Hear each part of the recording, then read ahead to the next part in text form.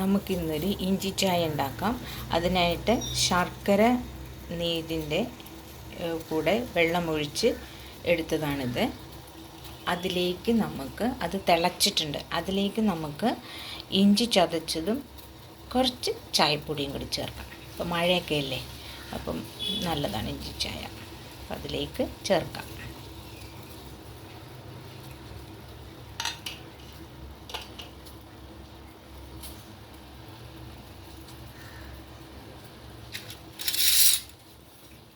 നന്നായിട്ട് ഇളക്കി കൊടുക്കും.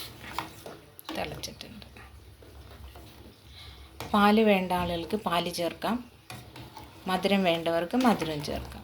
ഇത് രണ്ടും ഞങ്ങൾ അങ്ങനെ അധികം ഉപയോഗിക്കാത്തതുകൊണ്ട് ഞാൻ അത് രണ്ടും ചേർക്കുന്നില്ല. ശർക്കരയുണ്ടല്ലോ, ശർക്കരയൊക്കെ അത്യാവശ്യം മധുരമുണ്ട്.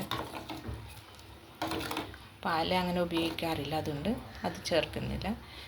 പാല് വേണ്ട ആളുകൾക്ക് പാല് ചേർക്കാം. പാല് ചേർത്താലും ടേസ്റ്റാണ്. അപ്പോൾ എൻ്റെ ഹസ്ബൻഡിന് പാലങ്ങനെ ഇഷ്ടമല്ല, അതുകൊണ്ട് ഞാനതിൽ ചേർക്കുന്നില്ല.